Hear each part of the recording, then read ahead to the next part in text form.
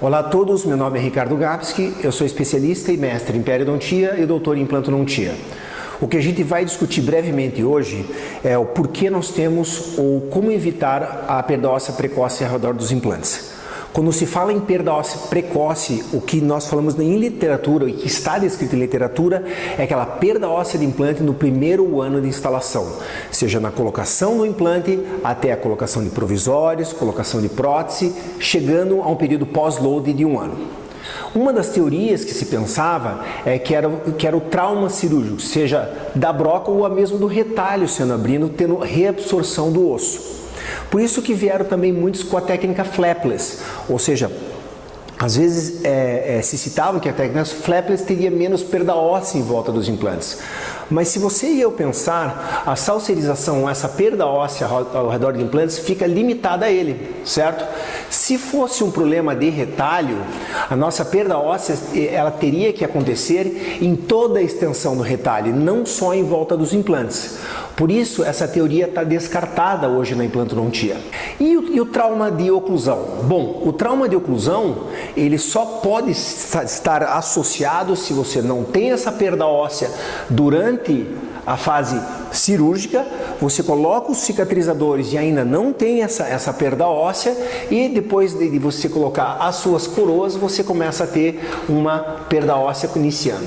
Veja bem, isso não é inerente do implante, e sim das cargas que são colocadas a ele. Eu sempre, quando eu vejo um implante que não tem salserização e começa a ter uma perda óssea, o primeiro aspecto que eu vejo é a oclusão.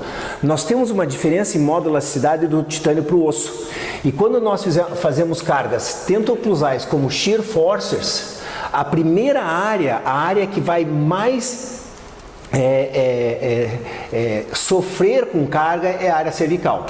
Nós sabemos que o osso com carga muito alta, ela se reabsorve. E o osso também, sem carga nenhuma, ela deixa de ter função. Isso acontece muito nos astronautas no espaço. O osso ele tem que ter uma carga mediana, uma carga certa.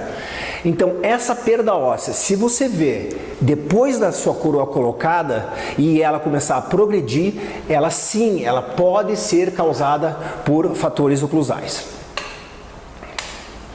A terceira hipótese da perda óssea inicial ou a perda óssea, o early bone loss, a salserização, é a periimplantite. A periimplantite foi muito discutida quando nós tínhamos cicatrizadores, o gap estava aqui e a presença de bactérias nesse gap.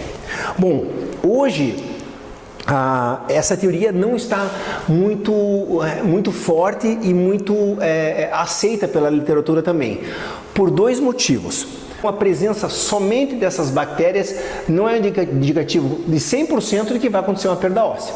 Além disso, pense comigo, se fosse bactéria, nós teríamos causada por bactéria, nós teríamos uma pequena perda óssea nessa região. Se as bactérias, como a gente sabe na periodontite, elas queriam alojadas aqui, se tornariam mais patogênicas e nós teríamos cada vez mais perda óssea e um aprofundamento de sondagem em volta do implante. E isso não acontece. Parece que a salserização acontece em média de 1,1 milímetros em alguns implantes, sendo que a literatura varia de 0,6 a 1,3, e ela se cessa. E a bactéria, ela não faz sentido simplesmente nós temos uma microbiota patológica que para de continuar o processo de periimplantite. Tá? E depois nós temos, por quarto, o microgap. No microgap nós temos que discutir com um pouquinho mais a fundo, porque é a junção entre o implante e o cicatrizador, o componente protético. Aqui existem várias variantes que podem fazer com que se tenha perda óssea, certo? Primeiro, existe a formação, o Lindy já mostrou, de uma formação de um calo nesses cicatrizadores, certo? E esse calo, ele vai projetar com certeza uma perda óssea. Ou seja, todos os implantes que têm um gap a nível ósseo, eles não têm perda óssea se estiverem cobertos. Isso é muito interessante. Na hora que se coloca o cicatrizador, eles formam esse calo. Antes se acreditava que só a presença por si desse microgap era o que causava a perda óssea. Hoje nós sabemos que micromovimentações desses cicatrizadores fazem com que se forme esse calo. Por isso que nós temos meios e maneiras hoje de fazer com que o microgap esteja mais distante do osso, certo? Ou até mesmo os implantes Platform Switch, em que o gap é puxado para dentro da plataforma. Então sim, o microgap é um fator que é considerado como muito forte na perda óssea inicial. Por quinto, nós vamos discutir o espaço biológico. O tecido aqui vai fazer com que você tenha um espaço biológico sempre constante no implante, que é mais ou menos de Cochrane 3.1, 3.3. Ou seja, se mesmo nós tivermos um microgap longe do osso, mas o tecido for fino, certo? Esse tecido fino, ele vai formar um espaço biológico e vai ter uma perda óssea. Então, você tendo um microgap distante do osso, não necessariamente vai te garantir a ausência de perda óssea. E isso que acontece às vezes em implantes Platform Switch, que o gap está distante do osso e a gente vê ainda um pouco de perda óssea. Normalmente são em tecido fino. Onde que acontece tecidos finos? Na região posterior de mandíbula. Não sei se vocês já viram, eu já vi implantes Platform Switch tendo um pouco de perda óssea devido a esse tecido fino. E essa formação de espaço biológico é sim considerada muito importante e muito